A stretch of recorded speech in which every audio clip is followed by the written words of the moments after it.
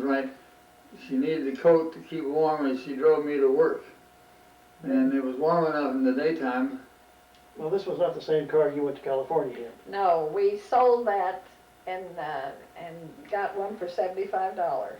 For a Model A Ford Roadster with the canvas top. And I put a new canvas top on it because it was all torn and Did you everything. make the canvas top? I stretched it over the top and put a thing around and cut off. Okay. It worked. And so then I was there at Burbank Airport. An opening came up in Long Beach, which is 35, 40, 50 miles away. And I went down there, and when we opened up the Long Beach office, So you all moved to a different apartment. that's when we moved to Long Beach. That's a long ways. That's 50 miles. And we lived in Long Beach, and we hadn't been there very long until in this little court that had 3 other apartments in it, 3 cottages. And one of them had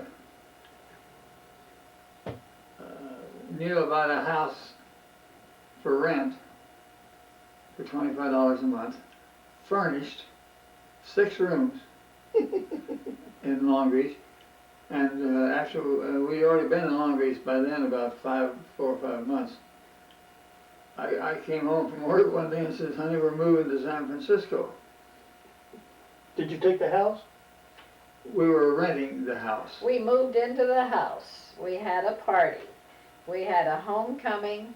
It was Halloween and also election. So, And a farewell party. and All at once. we wouldn't have had the housewarming if we had known we were going to have to leave. But we told the people when they came for the housewarming that this is also Well, a I really farewell. only got the news that day. Mm-hmm. Yeah, the day of the party. So we went to San Francisco. Well, in the meantime, we sold the Ford and bought a Chevrolet coupe with a rumble seat area. And when we got transferred and moved to San Francisco, and we moved in there just before Thanksgiving. And that's when we got the house that you all saw on Upper Terrace. Lower Terrace. Lower Did Terrace. these moves, like, were they pay raises, improvements each No, time? no. See, when I went Yes, to they were. California, I went from $65 to $75. I mean, there was a reason you moved. You didn't just move for the fun of it. You got So you some, were asked if you wanted a job. and you there. said yes. Yes. It was different from what I was getting, what I was doing. You wanted to change. And we weren't making any money anyway, but I mean, we were making money. I mean, that'd take us a long way in that period of time. I mean, you could go and do a lot of things with $75 a month. Sure. And we went on, anyhow, we moved up to San Francisco. And I worked there almost a year. And we came home just before parole. We came back, then I was transferred out of San Francisco down to Los Angeles. And I was there about 3 weeks, and they sent me back to Kansas City, and she was staying in a rented room down the street from an aunt of mine that lived out there. And then they moved me back to Kansas City permanently in October of '41. And I had to fly on back and go to work the next day. And she and her mother came out on the train to visit her sister who lived there, and then drove back with Kathleen. And it was very interesting that Chevrolet was only 10 years old by then, and there were these 2 ladies starting out across the desert. And I knew how to fix a tire. your grandmother was the other occupant of the car with your mother. And Mom was driving and going on through, and the engine got hot and it started spraying stuff out of the radiator that sort of covered up the windshield. And we didn't have an automatic windshield. You had to take the helm and pump it back and forth yourself.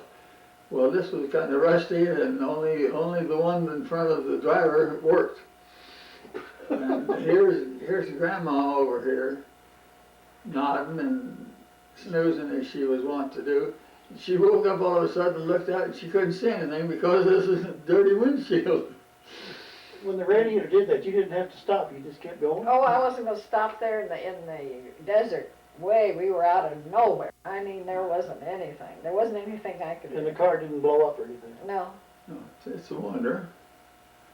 But anyhow, they made it back to Kansas City. And I think you arrived on Friday. Pearl Harbor was on Sunday. My gosh.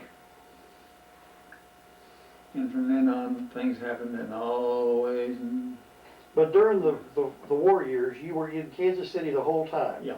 What job or jobs what was your job title during that period of time? reservations. The whole time? We handled the reservation for the whole company, all of the stations, all up and down the line. And we didn't have the communications were sent by radio, CW radio, and we had radio operators. And so you did your communicating that way.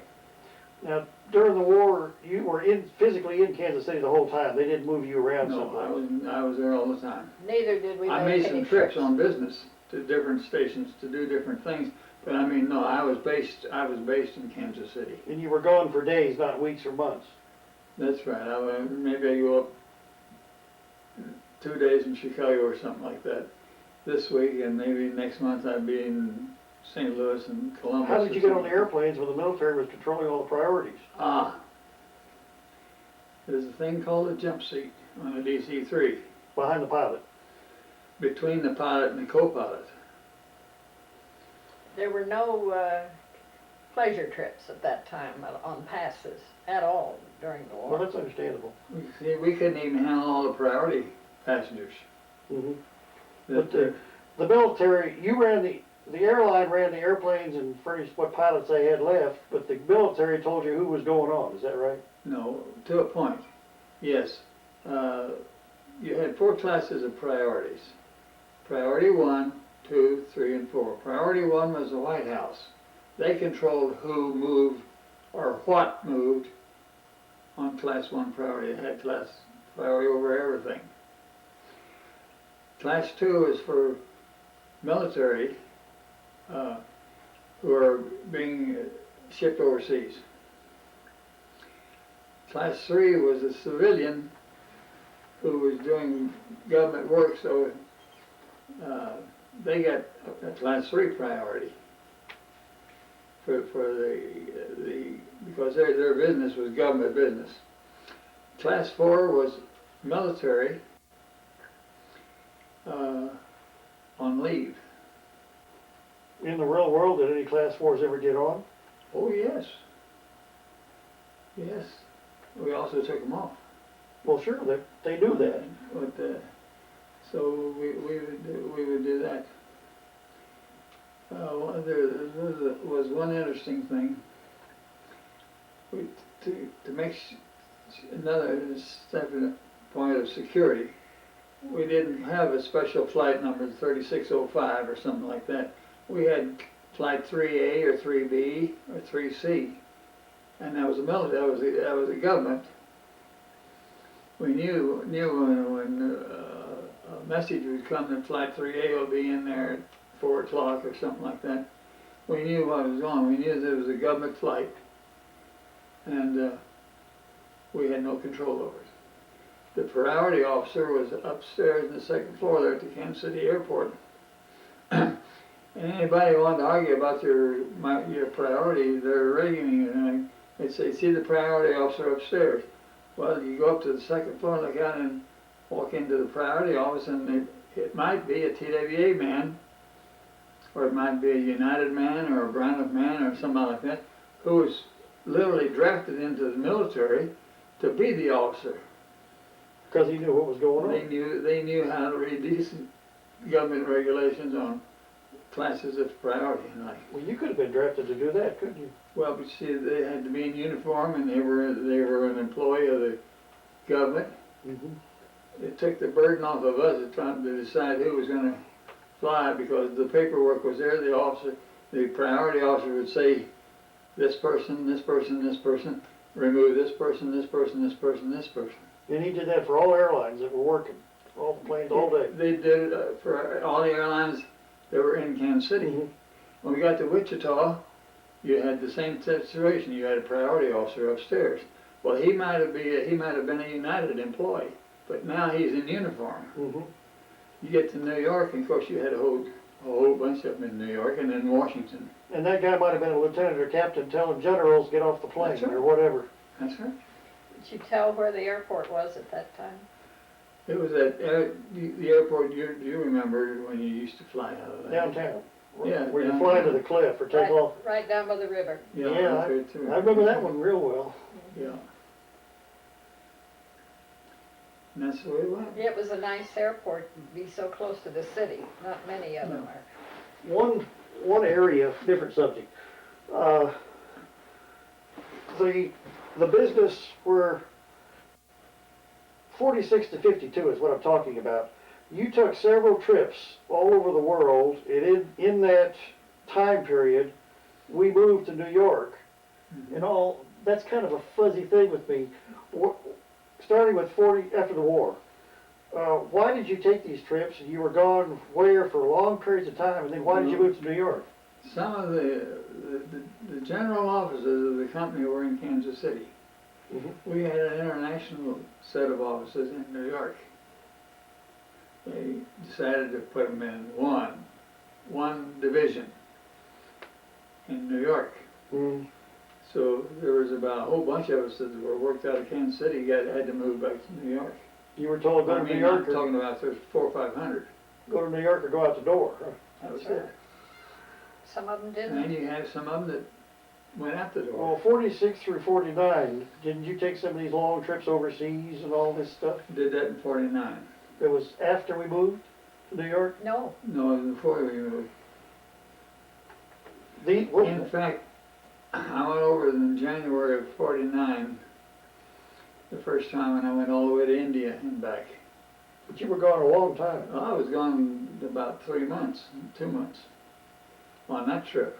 No, that was before or after New York we moved. all of this is before New York. Oh, okay. Why were you taking these long business trips? What were you Because we doing? were setting up advertising and other kind of promotions in all these cities at different places. And we had to train some of the local people. Oh, okay. So after it's 4 years after the war, but you were branching. TBA was really pushing the overseas part, and you were Well, you setting really up. started doing your advertising in 1948 and 49.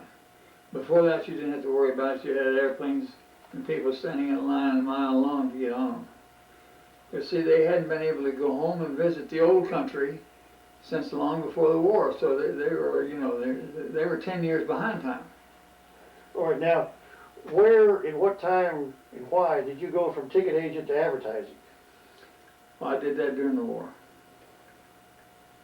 You went from a ticket agent to the advertising. So you were in advertising. I was in reservations during the war. In California. Well, I was at reservations there in Kansas City too. But that's where we had the central control, where we had handled all reservations for the whole company out of this one office in Kansas City. But then, what date did you switch to advertising, and why did you change? They had the opening come up or something, or? They had us working on some stuff, and I had done some filing of certain kind of forms and the like, and so they gave me this. They got me this job over in advertising. Toward the end of the war, when people were before then you didn't talk anything about that. You just did your business because you could only do so much anyway. Don't forget, we operated the airline during the war with 25 airplanes. We only owned 50 to begin with in the whole thing. Well, all the airlines were giving up giving up airplanes. And we gave them the 5 Stratliners and 25 DC-3s. And United did their share. I mean, everybody did an equal share on that. Which a lot of them, the airplanes that were being flown during the war under military auspices were some of our own airplanes. And some of the pilots were some of our own pilots, except this time they had on an Air Force suit instead of a TWA uniform. Were they TWA logo or military logo? Military. You didn't have much of a logo. You had the circle, and if you remember the Air Force, Mm-hmm. that's Now, a lot of the DC-3s I've seen had big cargo doors. that's right. None of your planes had these Yes, big, yes, they did. where you could put big cargo in there and take all the Big, seats out? bigger cargo than usual, yes. But yes, otherwise the biggest door would you couldn't get that box through hardly.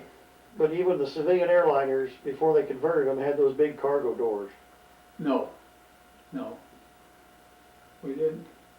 We may have had some during and afterward because they took some and maybe converted them into cargo so that you could get the bigger containers in there. Fascinating. But, Fascinating. they're different. And here at the Kansas City Airport, over here, one part of the terminal would be a bunch of airplanes, and they would have the Air Force markings.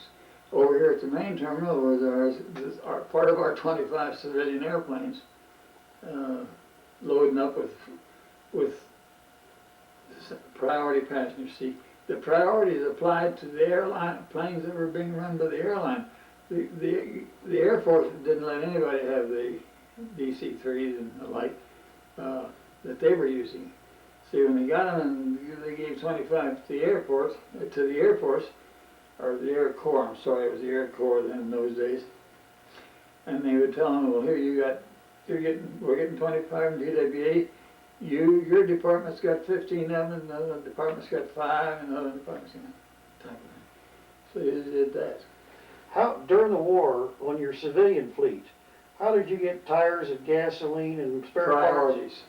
You were high enough priority, you got what That's you right. needed. That's right. Because you were moving military people. Her daddy, during the war, had a car. He had all the coupons for gasoline and all that he needed. He was in transportation.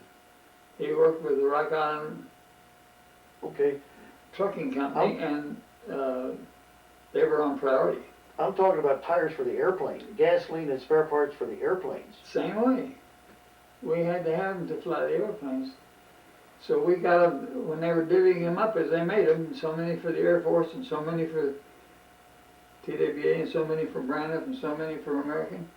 It was all those, the Air Corps ran the airline, ran all of the airplanes place. They okayed everything. But you basically got parts when you needed them. You didn't have, That's the only time you got them was when you needed them. okay, you didn't have 10 planes out for maintenance for a week at a time No, or that something. is right. You had, Those planes flew all the time except when they were being yes, worked and on. we didn't fly schedules to the pleasure of the people. We flew schedules on how many hours we could get on an airplane before overhaul. So, I mean, if we wanted to originate a flight at 3 a.m., we originated a flight at 3 a.m. and the plane thing was full.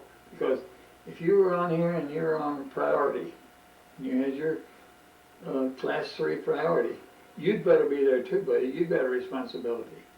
We've blocked the seat for you. Because if you're not, there's plenty of class 4 sitting there waiting to take that seat. That's right, and there's probably some people getting, would get a hold of somebody and chew them out. Well, when everybody's under military authority, which is absolute authority, that's motivation more than going to vacation. But the Air Corps was smart. They let us much as possible of the work around the dispatching of airplanes and all that kind of stuff up to the airline. They know what they were doing. The Air Corps didn't know beans about operating an airline. Their operation was bombers and fighters. The pilots that you had flying the civilian airlines, how come those pilots were not drafted? They were older, or? Some of them were drafted and released back to the airlines. And mechanics the same way? Yeah, the mechanics, all of it that way. If a guy was a mechanic and the Air Corps needed them, and they got a lot of people there they can get. Well, Well, somebody somewhere decided that they couldn't suck everything away from TWA or United because then they couldn't operate. That was done the day after Pearl Harbor. They put out a call first for all reserve officers to report for duty. Okay. That wiped out the airline. Mm-hmm. Because all the pilots in those days all came from their Air Force training. So that wiped out the airline. Well, several of the airline presidents got together, got a hold of Hap Arnold, who was the general in charge of all the airport life, and said, "Look, Hap, you did a good thing, but you closed down the airlines."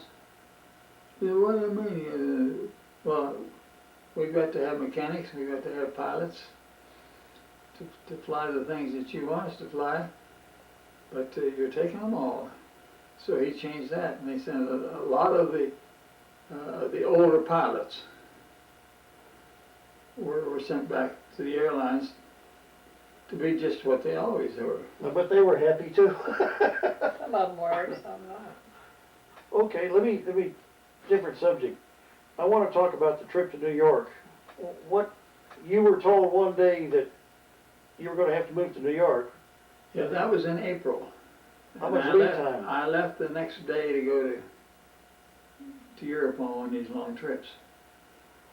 Mother was left up to Mom here to put the house up for sale. He came home from work, said, "We're going to New York, bye, I'm going to Europe." Oh my gosh. And you had two kids there saying, huh? You didn't know what we meant. You cry a lot? I did. My pillow was wet many a night because we had a real nice house and we were very settled. And I didn't want to go to New York. But he told you were going to New York and left for several months. I was gone April, May, June, July, and half of August. That must have been a happy evening at home, my gosh. Well, actually, you were gone longer than that because when you came back, you stayed in New York. Well, then I would commute on weekends. See, most of the people, when they decided to put the things back in New York, most of the people, we knew about this in April.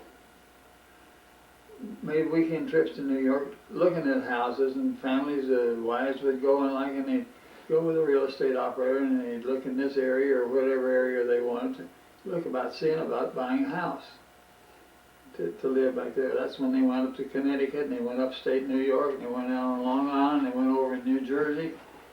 But we couldn't do that because he was overseas. I was overseas, so there were three families of us. 4 families of us. Earl Miller, Ted, and I'm trying to think of his name. Rosser. Huh? Rosser. Yeah, Ted Rosser, and somebody else and us. There were 4 families that hadn't settled, hadn't located by about the middle of September. So they kind of put the pressure on us a little bit to make a decision. Well, we finally, because, see, we had 2 things. One was trying to sell a house and get enough money to buy a house. So it was fun. And then what we would do is we'd go out to the airport out of LaGuardia on Friday afternoon and catch a flight to Kansas City to get in there about 10 o'clock at night, Friday night, and we'd stay there until Sunday midnight and go down and catch the midnight special. Put us into New York about 6 o'clock in the morning, and we go to work at 9 o'clock. Ooh, you were in good shape. Oh, they were young. They could do it. Do a lot of different things. Yeah, I remember what that's like. Mm-hmm. But then finally, you got the apartment in Glen Oaks. Somehow. Well, you see, we couldn't sign a lease on it until we sold the house in Kansas City. We didn't know when this was going to take place. So you were back there trying to sell a house while he was commuting on weekends. That's right. Where were you living when you were up there during the week? Okay, there were several of us, well, I guess about 15 or 20 that were still, even though they'd moved back there, they were still trying to sell their house in Kansas City. We rented rooms in a family hotel, not too far from the office. And there'd be 4 or 5 of us in a room. So we were getting for, I don't know, $15 a piece a week or something like that. And also there was some rotation there because sometimes there was people who were coming into New York on business and would be here 3 or 4 days. They'd take the space of somebody that was on the other end of the line going back to sell their home in Kansas City or St. Louis or wherever they came from. A little teamwork helped. So finally you sold the house, I guess. We finally had a closing, and we rented in New York for the first year and a half. Glen Oaks. Yeah, we moved in there just before Thanksgiving. We drove back and stopped in Philadelphia and left you boys with Wilma and Tom. And you went to a school there for a week while we, Maybe 2 weeks. 2 weeks, while we went to New York and looked for a place to live. We looked in Connecticut and everywhere, but we ended up deciding to rent a while. So we rented an apartment for about a year and a half. I remember that apartment. I mean, quite well, the good and The bad. kids getting up with their roller skates on the hood of the car. Our brand new car. Well, I just remember the little tunnel and the bullies and the Jewish Well, people. Your bedroom was right above that tunnel. You and Rod and Larry, and also that's where they threw rocks and broke the window out in your room. Well, tell me about the drive back. Was there any specific events? You both did it.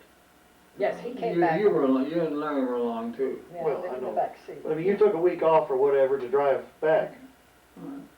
We went from here to Des Moines. Went from Kansas City to Des Moines. Went from Kansas City to Des Moines. And then from Des Moines we drove to Ohio, Marion, Ohio, where Aunt Lulu lived. And then we stopped by Jerry Adams' place where Charles Adams, who was your playmates out there on Washington Street in West Virginia, and then we made it into Philadelphia, into Wilma and Tom's place. They lived out in the country, about 4 or 5 miles out in the country, didn't they? Media. Media. They had a 3-story house. Yes. Yeah. And you could go into one bedroom and listen to the heat rate and hear what was going on in the other part of the house. Yeah. So it was easy to eavesdrop or something like that. Lots of stairs. You kids stayed there, and I guess Mom says you went to school there for 2 or 3 weeks. And then we finally got the okay to sign the lease in, and told the furniture people who were holding it in storage here to get it on back there, and they did, and we moved in, and We were just there a year. We had a year's That's lease, right. and we, yeah, I couldn't we wait. bought the house in Levittown. What did you do when you lived in Glen Oaks? On weekends you run around trying to find a house? We did some of that. Mainly, we'd go to Philadelphia just to get away from New York. We'd go down and. Well, how did you find Levittown? Oh, Mom and I had been back there on a weekend deal, and Marty drove us around down on Long Island, all over different places, looking at houses. Were most of them too expensive? Everything was too expensive. The houses in Levittown were only for veterans Then at that time. But you bought it from a veteran. I bought it from a veteran, so, The reason he was giving it up is because he couldn't afford the payments. and he was moving to California. Was California cheaper or higher at that time? I don't know, Cheaper at that time. probably Cheaper. cheaper. Things have changed. Of course, there was the same kind of a deal going on out in California as there was going on out in Levittown. Somebody else was building a bunch of houses. The war was over. And they're like, what are you looking at? The red light, make sure it's still taping. If this red light goes out, see it? Oh, yeah, uh-huh. That means the tape's out. Mhm. Okay. There should be a lot of tape on there. So, that was it. We moved into Levittown in April of '51, What did you pay for that house? I mean, what was the selling price? $9,000. That's a lot for that. You couldn't buy one now for $125,000. I thought they couldn't give them away because of the tax. They can't. 'Cause They can't sell them. Well, that means you can buy them cheap. No, $125,000. It's cheap. but they can't sell them because of the taxes. A doesn't equal B. They're starting out, taxes are over $3,000 a year. Oh my That's God. just taxes now. Well, they were plenty when we left there, everything. Yeah, well, ours is, God knows what they are now. I bet you that the taxes are over $5,000 or $6,000 an hour on that house. Well, when we left Rogers, we got a tax bill, $275 per month. That's insane by today's standards. And we had to pay taxes. We were in the county. We had to pay county tax. We had to pay New York tax because he worked in the city. And we had to pay state tax and federal taxes. You know, up in Oklahoma, during the years that I was up there, a lot of people did something because not only Hager, but other companies were moving out. Basically, they loaded up the moving truck and went away and simply left the house sitting there, didn't tell anybody. Boom, a vacant house. They That's just, right. they gave up everything, but they also lost everything. Yeah. I bet you they're doing that in Levittown. People are just No. moving away, giving it up. The government takes it over or something.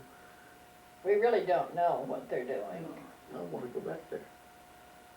Because how can people, nobody's going to buy, people can't sell.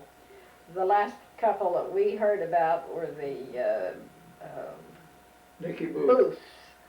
And they wanted to move, but they said that the taxes, everybody would want to come out and they'd want to buy, be ready to buy the house, but they'd hear about the taxes and can't do it. So they were stuck. They They'd had- literally couldn't move. If they wanted to go to Florida or whatever, they simply have to move out and give up everything they had in the That's house. right. As far, we don't know whether people are doing that or not now. There'll be a lot of vacant houses up there. Mm-hmm. Gosh, You see, Bruce's family lived there on Wanto Avenue, and they're the one that had the house that was built in 1605 or something like that. but that was not the Levittown School That District. was Was not. Levit, were most of the taxes for the school, Local.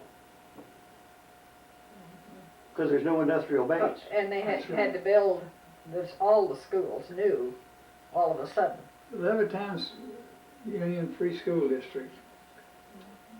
The year we moved out there, the taxes were something like $3 a month. They started building schools, and taxes went up just like this. And there were three groups of people who lived in Levittown. There were Jewish, Catholic, and Protestant. And you served on the school board for 7 years. The school board appropriated the budget to operate the schools on. Well, the Catholics didn't want to spend any money on public schools because they were paying for their own private school. So for the 7 years that they were in power, very little was done for the benefit of all. The Jewish people want to give their kids the best education they can, so they're willing to spend money like mad in the public school system. So for the next 7 years, where you had the other side, you had the